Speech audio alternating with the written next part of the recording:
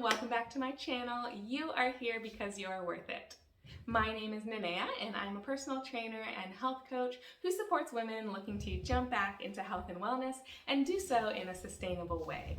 Today's video is going to be all about meal planning and meal prepping, okay? And so I'm excited to dive into that, and I'm excited that you're here. If it's your first time here and the content that I make sounds like it will speak to you, then make sure you subscribe below, hit that button, and then also ring that bell if you'd like more notifications.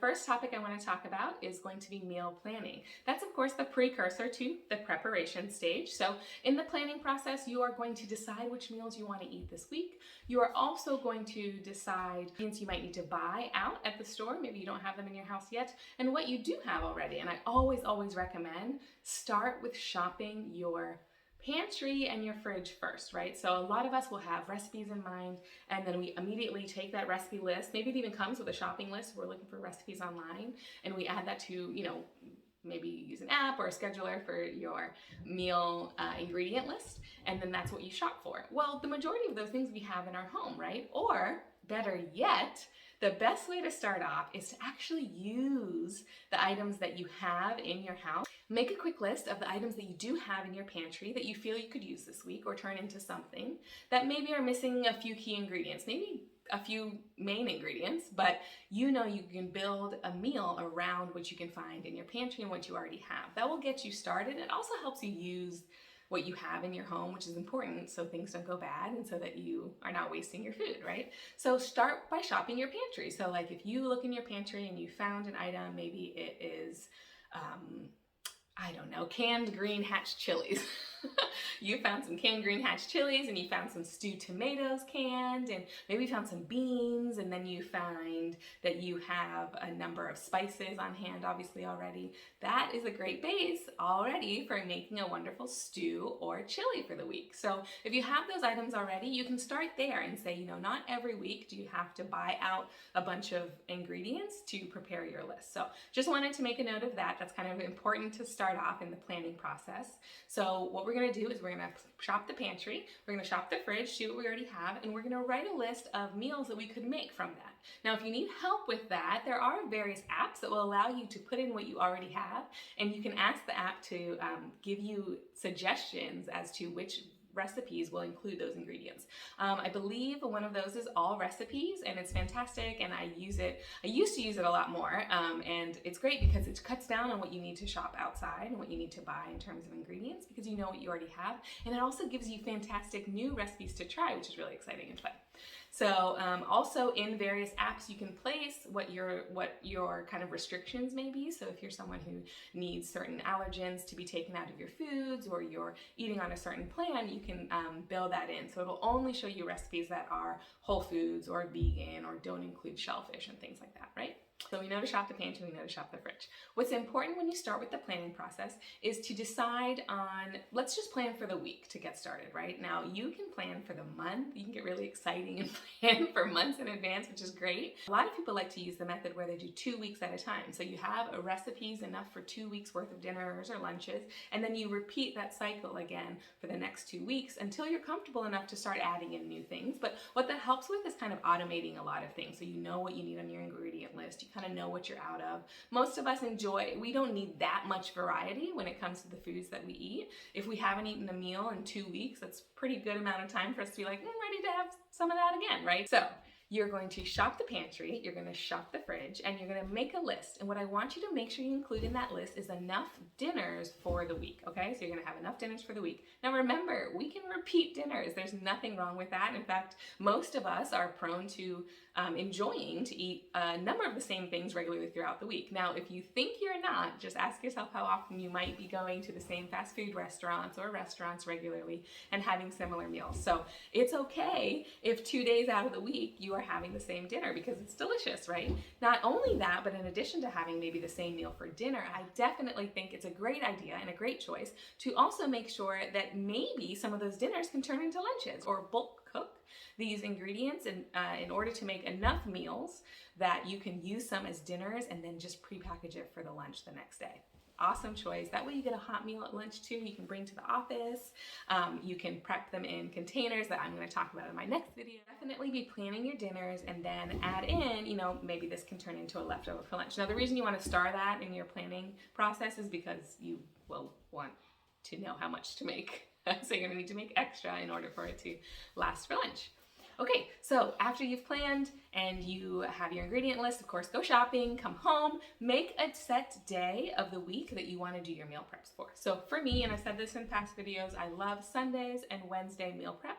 And the reason I always do 2 a week is because 1 a week is fine, but for the most of us, a lot of the foods that we will want to cook and that we choose to make are not going to stay for over 4 days, especially if you're adding certain produce into those foods and you're making whole food meals. You're really only be able to prep for about 4 days at a time. And so that's my recommendation, is really to go no more than 4 days of meal prepping at one time and then do another day of meal prepping again.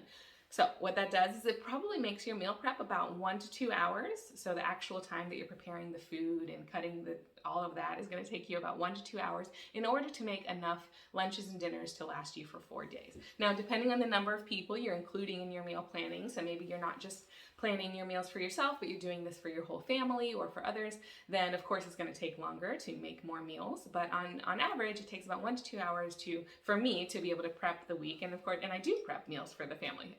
So that is what I would aim for. And so for me, it works on Sundays and Wednesdays. For you, it might be something like Thursdays and Mondays because your work schedule allows for it, or your evening routine is better on those days and you have more time.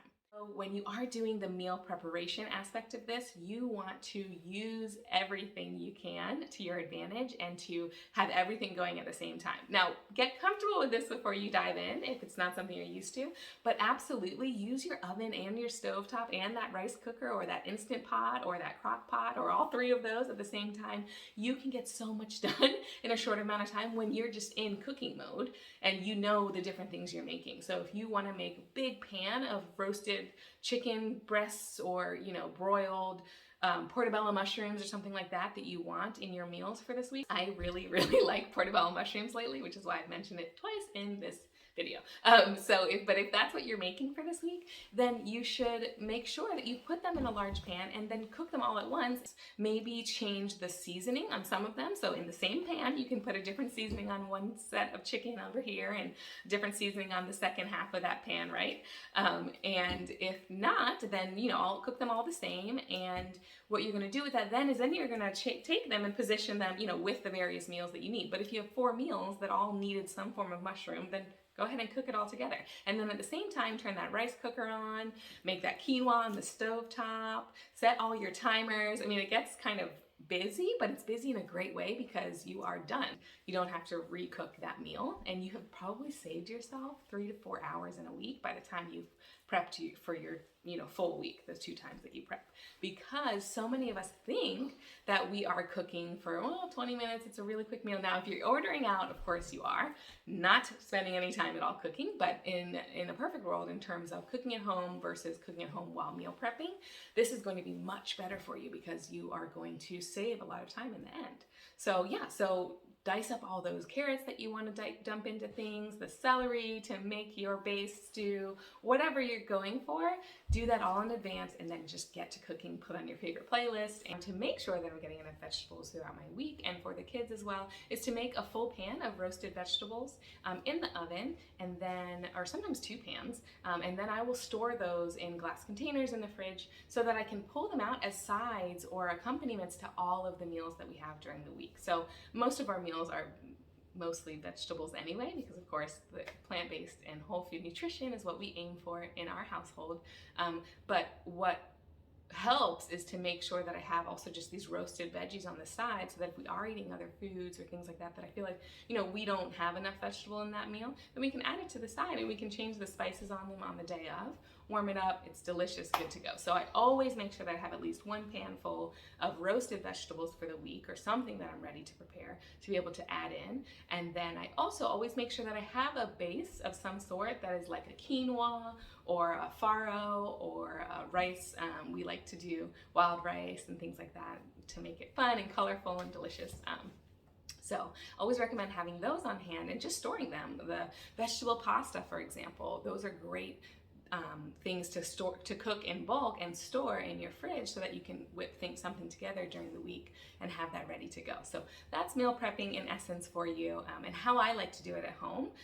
Some people also prefer to do a method where they're actually just cooking that entire meal and separating them into portion containers so that you can just pull it out of the fridge, pop it in the microwave, pop it in the oven, ready to go, and then your meal is right in front of you. So for me, I kind of have these batches of things that I can mix and match throughout the week to make various meals, and prepare them for the kids and for those of us who might be eating differently, but the same thing is going into them, right? I love to make stir fries, I love to make stews, curries, stews, coconut stews, fantastic and delicious. So as long as you are storing them properly, you have your meals for the week, and you can repurpose those for lunches, even breakfasts, and do that all week long.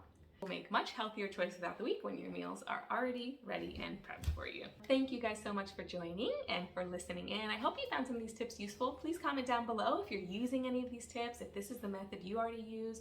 Are you someone that batch cooks, or are you someone who likes to make your meals kind of little by little? What works best for you, and what hiccups have you run into when you've tried to meal prep in the past? Looking forward to hearing from you all in the comments, and I will post the next video on containers below so you guys can have a link to that. Thank you so much for staying tuned. Make sure to like this video if it was useful to you. Ring the bell so you can get notifications every time I drop a new video, and subscribe to the channel for more content just like this. I'll see you guys next time, and be well.